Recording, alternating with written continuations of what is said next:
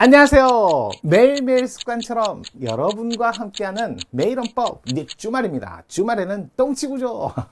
똥치구조? 통치구조. 예, 발음 잘해야죠. 또, 자, 어설프게 해가지고 잘못되면 안 되니까요. 자, 주말에는 통치구조인데요. 여러분과 함께하는 통치구조. 자, 오늘도 이제 진짜 11월의 첫 주라고 할 수 있죠. 걸쳐있는 주가 아니잖아요. 자, 그래서 오늘 통치구조 무슨 문제가 됐는지 여러분과 함께 합시다. 주말에도 갑시다. 자, 국가직 취급 10여번 문제는 첫 번째 법률, 개별사건 법률. 솔직히 입법부가 법률을 만든다는 건 모르는 분은 없을 거예요. 다만 이제 입법부의 성질을 고려할 때 이런 거 좀 간단히 좀 볼게요. 자, 입법부, 입법권이죠. 입법권. 자, 이거 40조에 일단은 입법권은 국회 권한이다. 자, 국회의 권한 중에 가장 고유한 권한이죠. 그래서 53조에 보니까 53조에 요거 헌법. 자, 헌법 이렇게 입법권은 국회의 권한이고요. 그리고 53조에 보니까 입법에 관한 문제가 있더라. 자, 물론 52조에 입법권을 관한 52조에 제한. 자, 정부와 국회의원 10인 이상이 찬성을 얻어서 이렇게 제안을 하죠. 제안을 하면 일단은 이렇게 들어오면 국회에 들어오는데 국회에 들어왔다 해서 무조건 국회에서 다 하는 건 아니고요. 일단은 국회의장에게 이렇게 들어오면 국회의장은 이게 어느 소관상임위원회에 속하는지를 소관상임위원회 여기다가 배정을 해주겠죠. 요렇게 하고 배정을 해주는데 만약에 어느 소관상임위원회에 해당되는지 애매하다. 그러면 애매한 경우는 국회 운영위원회 협의를 반드시 하고 그래도 모르겠으면 임의로 지정을 하면 돼. 그래도 안 되면 임의로 지정이 됩니다. 그러고 나서 이제 임의라는 건 의장이 알아서 지정하고 그러다 보니까 여러 위원회하고 관련된 사안이겠죠. 그래서 연석회의라는 게 나올 수 있어요. 이런 게 나올 수 있어요. 연석회의는 심의를 하는 것이지 의결을 하는 것은 아니다.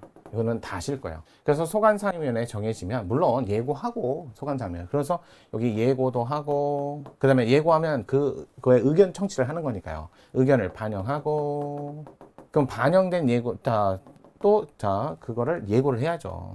그러고 나서 이제 상정을 합니다. 이렇게 상정을 하고 나서 이제 한자 축조 심사를 하죠. 이 축조 심사 조심해야 될 게 소위원회 생략이 안 되죠. 그러니까 전부 개정안이라든지 또는 제정 법률안에 대해서는 생략이 안 돼요. 하지만 위원회에서는 생략이 가능합니다. 그래도 청문공청회는 또 안 되잖아요. 안 된다. 생략이 안 된다. 이렇게 갖고 좀 암기를 하셔야 돼요. 한자 있는 축조심사를 하고 그러고 나서 바로 또 본회의 넘어가는 게 아니라 소관상임위원회에서 법제사법위원회 여기 들려야죠. 또 여기서 들리면 여기는 자구심사 어느 정도 내용심사도 합니다. 내용도 가능. 그래서 이제 본회의 의결로서 이렇게 본회의 의결로서 절차를 진행하죠. 이렇게 갖고 여기서 확정, 재과출, 출가찬 이렇게 되는 거죠. 자, 물론 정부가 제안했을 때는 이 제안된 법률안이 예산 조치가 따라가야 되는 경우라면 축에서와 재정 조달, 그러니까 재원이라고 하죠. 재원 조달 방안. 이것도 같이 바로 제출하시고요. 국회의원 10인 이상은 여기는 축에서만 제출하시면 된다. 이렇게 나오시면 돼요. 그러고 나서 이제 확정되면 대통령이 공포 요를 15일 내에 하거나 아니면 반대로 대통령이 15일 내 법률안 거부.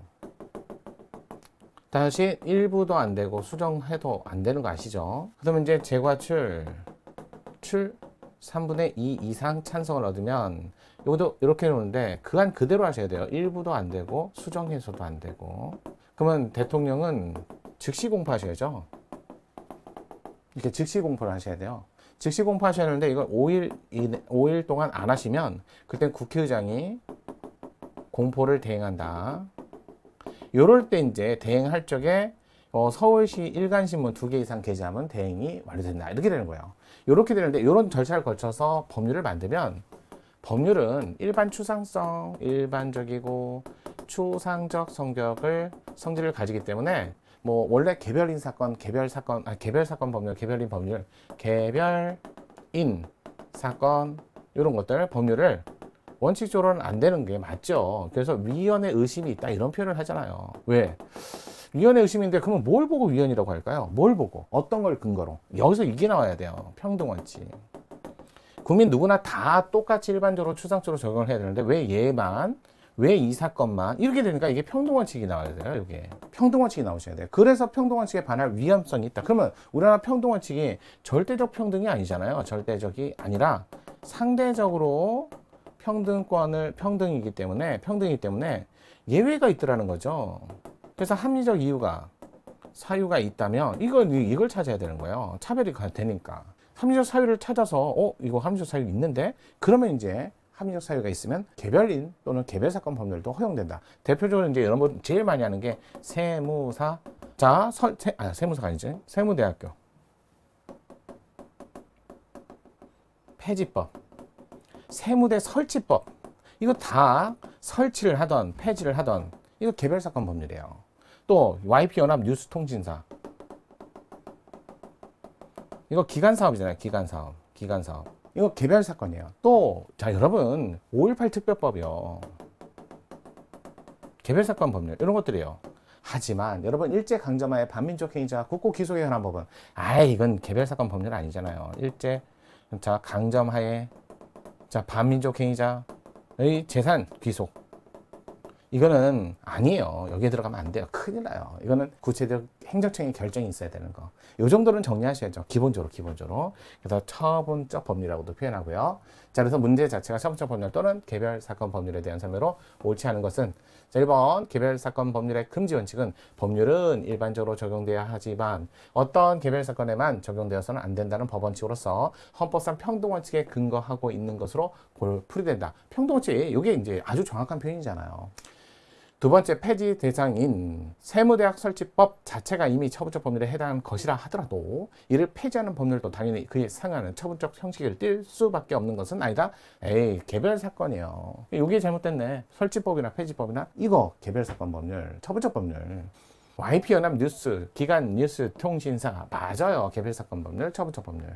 4번 개별사건 법률의 위헌 여부는 그 형식만으로 가려지는 것이 아니라 나아가 평등원칙이 추구하는 실질적 내용이 정당한지 따져봐야 비로소. 그래요. 실질적 내용, 합리적 이유.